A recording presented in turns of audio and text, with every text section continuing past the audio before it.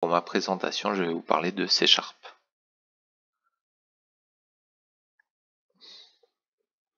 Alors, qu'est-ce que C#? C# est un langage de programmation créé par Microsoft en 2000, sous la direction d'Anders Ellsberg. Il est conçu pour être moderne, inspiré des meilleures pratiques de Java et C++, orienté objet, axé sur les concepts de classe et d'objet, typé statiquement. Les types de données sont vérifiés à la compilation, réduisant les erreurs, comme TypeScript avec Angular. Permet de créer une large gamme d'applications en l'utilisant bureautique, web, mobile, dans le cloud, et il est très utilisé pour les jeux vidéo. Alors j'ai regardé les jeux vidéo qu'il utilisait, j'en connais aucun, donc je suppose que c'est surtout pour le mobile qu'on trouvera ce genre de jeux vidéo. Alors l'histoire du C#. Donc en 2000, création de C# dans le cadre du projet .NET Framework de Microsoft. En 2002, lancement officiel avec .NET Framework 1.0. 2005, ajout des génériques. Elles permettent de définir des classes, interfaces et méthodes de manière générique, sans spécifier le type exact des données qu'elles manipulent. Les types sont déterminés ultérieurement lors de l'utilisation. 2012, introduction de l'asynchrone avec Async Away. Méthode qui permet d'exécuter des tâches en arrière-plan sans bloquer l'exécution du programme principal. 2016, naissance de .NET Core, rendant C# multiplateforme, puisqu'avant il était réservé surtout à Microsoft, et grâce à .NET Core, ceux qui étaient sur Apple pouvaient aussi l'utiliser. 2020, fusion de .NET Framework et .NET Core dans .NET 5, simplifiant l'écosystème. 2021 à aujourd'hui, évolution constante avec des versions comme C# 10 et .NET 6 intégrant des fonctionnalités modernes. Pourquoi C# est-il unique? Il est orienté objet, facilite la modélisation d'applications complexes, prise en charge de l'héritage, de l'encapsulation, du polymorphisme et des interfaces, typage statique et sécurisé, réduction des erreurs grâce à des contrôles stricts lors de la compilation, système de type avancé avec nullable type pour éviter les erreurs de type nulle référence, gestion de mémoire automatisée grâce au Garbage Collector, composant intégré dans l'environnement d'exécution .NET, qui gère automatiquement la mémoire dans les applications C#. Il libère la mémoire allouée aux objets inutilisés pour éviter les fuites de mémoire et simplifier la gestion des ressources. Moins de risque de fuite mémoire comparé à C++.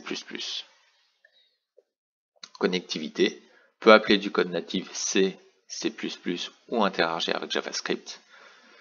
Moderne et évolutif, intègre des concepts issus de la programmation fonctionnelle, lambda expression, link, qui est un style de programmation axé sur l'utilisation de fonctions comme éléments centraux.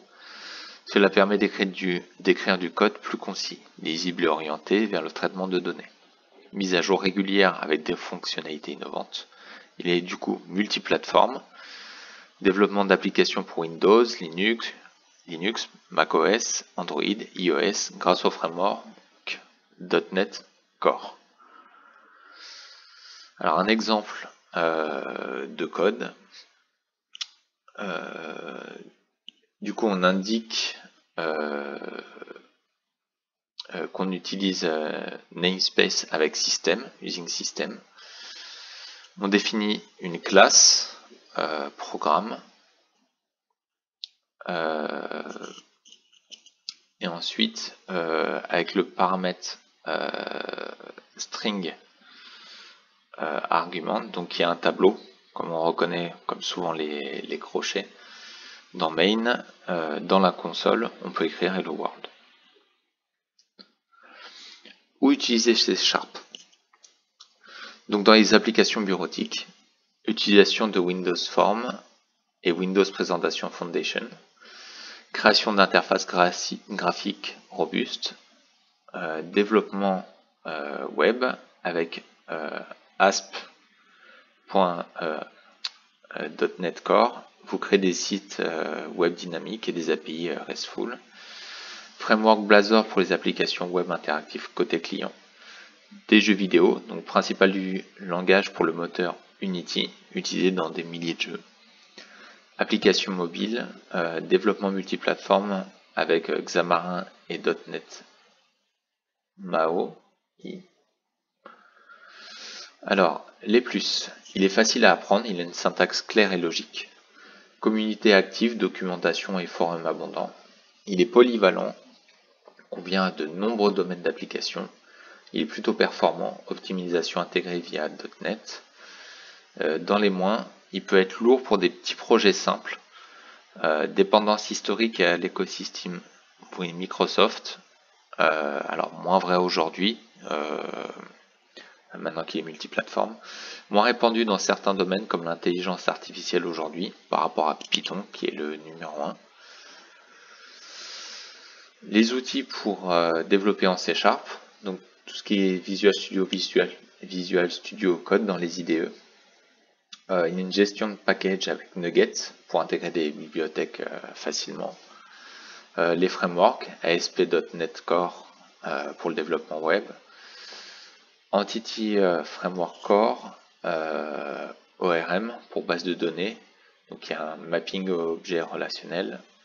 Concepts et technologies qui permettent de convertir des données entre les systèmes de type objet et des systèmes de stockage de données relationnels comme les bases de données SQL. Les outils cloud, support natif pour déployer sur Microsoft Azure.